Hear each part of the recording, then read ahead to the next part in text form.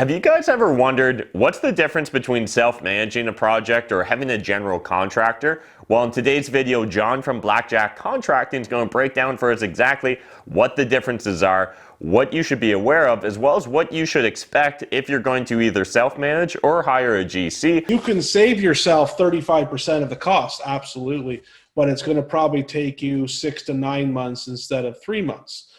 And you're going to have to be able to dedicate probably 20 hours a week to your project. Do you have 20 hours a week to dedicate? And that's just not just weekends, because the tradespeople hired are working during the week, right? I've been doing in the construction field since I was 17, so that's 16 years. I've yet to see one project go on time or on plan, right? Ever. What is up, YouTube? Have you guys ever wondered what's the difference between self-managing a project or having a general contractor? Well, in today's video, John from BlackJack Contracting is going to break down for us exactly what the differences are, what you should be aware of, as well as what you should expect if you're going to either self-manage or hire a GC. So I'm really excited for this video because I know you guys have a lot of questions and a lot of concerns when it comes to hiring a contractor. So we're really going to dive deep into it. I hope you guys get a lot of value from today's video. If you do, smash the like button, hit subscribe, and let's jump into it with John from BlackJack Contracting. What is up, YouTube? Matt McKeever here, and we've got John back from BlackJack Contracting. Hey, John, how's it going? Good, man. Thanks for having me back. Yeah, great to have you back. And so I'm excited for today's subject matter because I know it's something that every new real estate investor encounters and they debate with themselves. Should I self-manage or should I just outsource everything to like a GC or a contractor? And we'd love to hear from an expert, what considerations, what are the differences, what should we be aware of when we're thinking about self-managing versus just being able to have that more hands-free experience? Absolutely. So you got to ask yourself a couple questions in the beginning to decide on which way to go is how much time do you have and are you ready to let go? Because, so I'm not letting go for, I think nothing pisses off a general contractor more that you've invested a lot of money with and, trust to do your project that you wanted to micromanage a step of the process because that's our job. And that's where a lot of disconnect happens.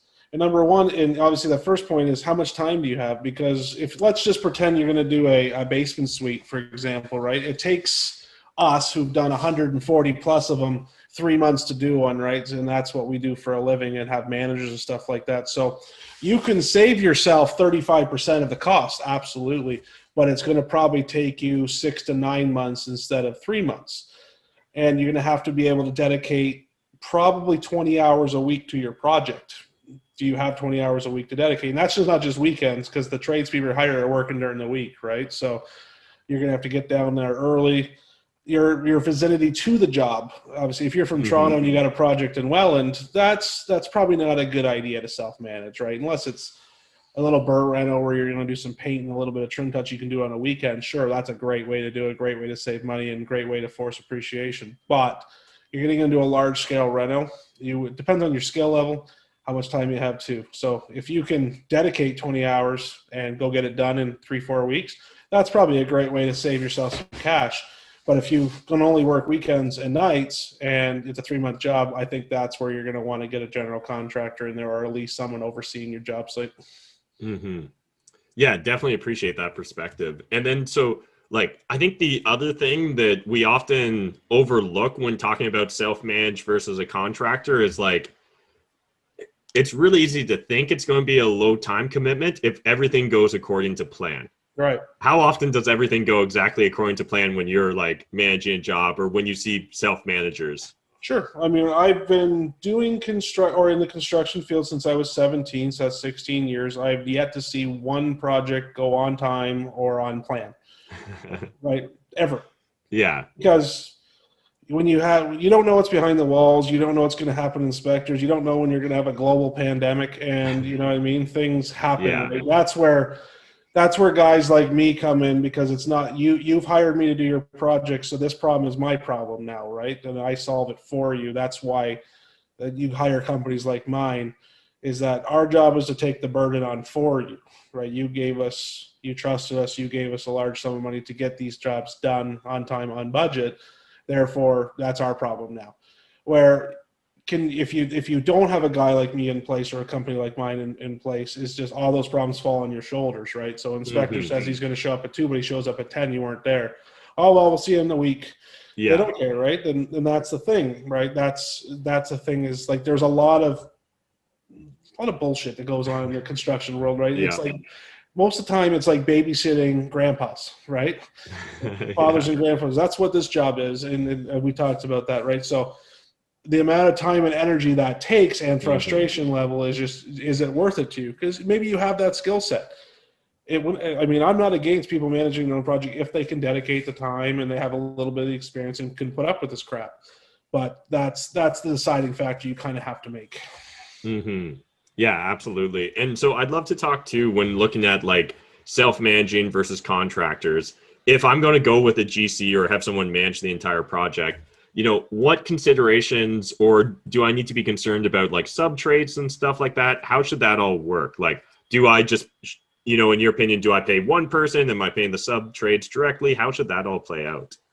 So the way that works is, if you are paying the people directly, you're pretty much paying a manager of your project. You're not having a general contractor. You're basically having a consultant on the project. They're organizing and managing for you, but you're paying them directly. I can see that leading to problems. I don't do it that way. Like, we're hiring the people. So I'll have a lot of customers. Can I do this? Can I do that? Well, I'll let you do a few things, but nothing to do with the inspection, right? But for the most part, can I use my own electrician or my own plumber? No. It's not because I need to want to make the money off the guy. The reason why is because when I hire a subcontractor, I have control over the process, right? So I'm doing a job right now where they had already an electrician in place, and we couldn't get a hold of the guy for a month, and it's delayed the project a month, right? So, and unfortunately, that falls back on the homeowner, right? And that's why I do not like getting into stuff like that. I want control over the process, and that's the difference. So, if you're obviously self-managing, you're going to pick your subs and pay them yourselves. Other than that, I believe the general contractor should be managing the whole process and paying the subs.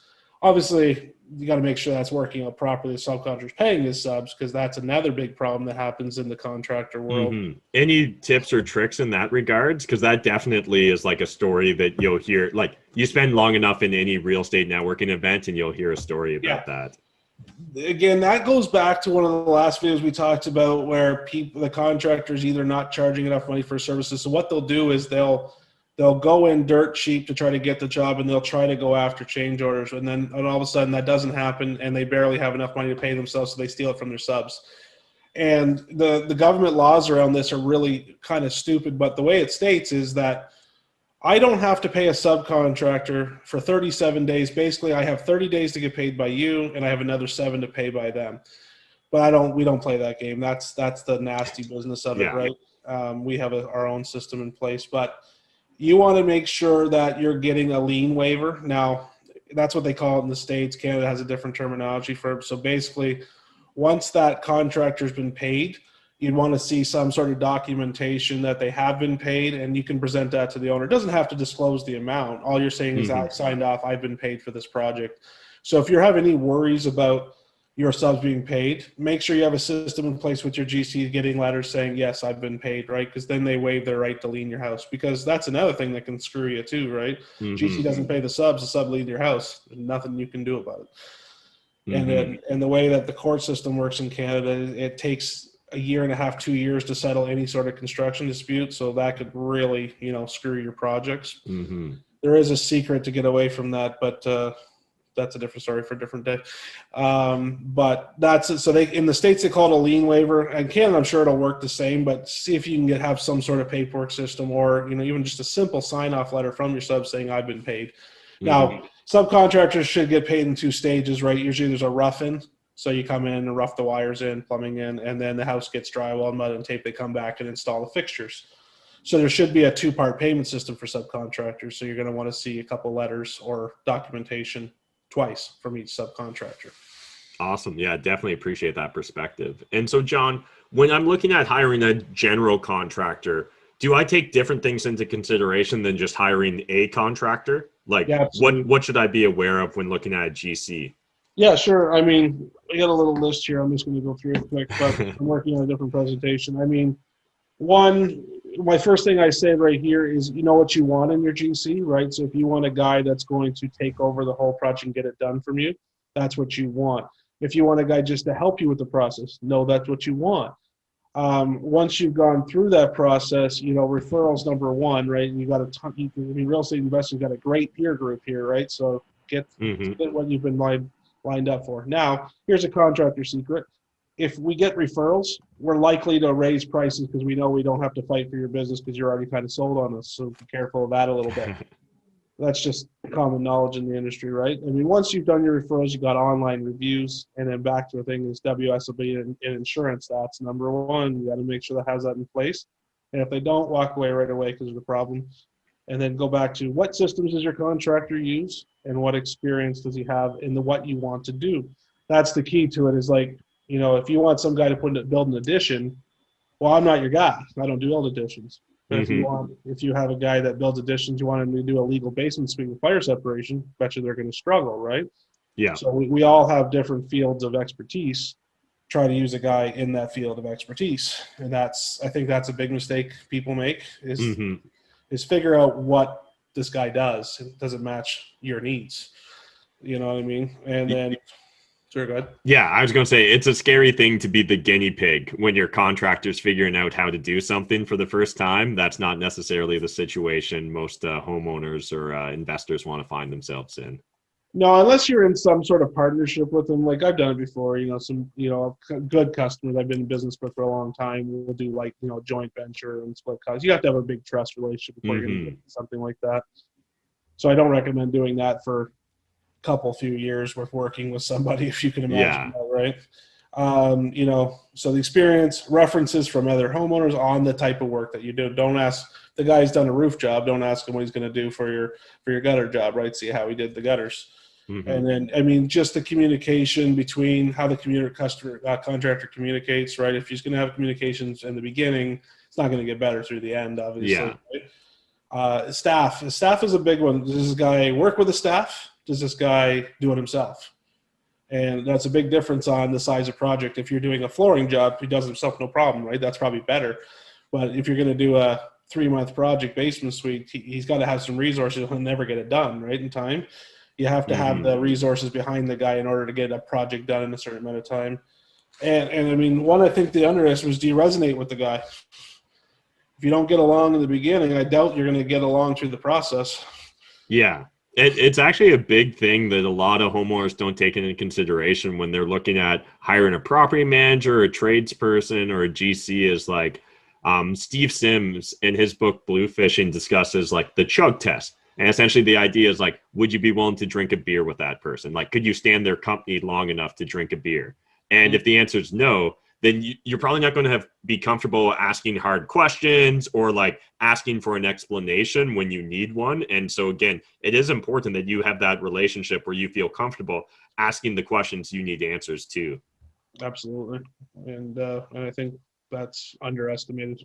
Yeah, absolutely. So really appreciate you kind of breaking down for us, John, the difference between self-managing and GCs. So usually it comes down to when people are trying to pinch their pennies, they're often going to maybe try and self-manage. But when they're really focused on just having a smooth process, that's really where a GC comes into play. And I think the biggest thing here, guys, is just remembering that it maybe sounds good in theory when you're mapping it out to do it yourself, but just remember of all the little accidents and pivots and things that we didn't expect to come up. I think that that's where it really catches a lot of investors off guard, and it ends up slowing down their long-term growth because they end up focusing on this one job and they're too busy to go get the next deal. Yeah. And the same thing with contractors, back to the thing, right? We don't want to, when they overbook themselves or they don't, they have to go run to the next one, it's going to cause you the same problems. Yeah, absolutely. So again, really appreciate it, John. We're going to throw a link to John's contact information in the video description down below if you guys are interested in reaching out. John's expanding the territory he's working in, guys. So again, he's now in a lot of Southwestern Ontario. So London, Ontario, you guys can hit him up. I know that that's been something that a lot of the fans have been looking to for a while. And John also does have his own YouTube channel. So we'll have a link in the video description down below. You guys can jump over and watch more videos with John, just kind of breaking down, you know, these different GC projects he's working on. Awesome, Yes, John. sir. Well, really appreciate it. You're always a wealth of information. Any last words before we wrap up here? No, you know what? Just make smart decisions and think them through. You know what? A 1 or 2 days of extra delay, but getting the right answer, it's well worth it. Yeah, absolutely. Thanks, John. No problem.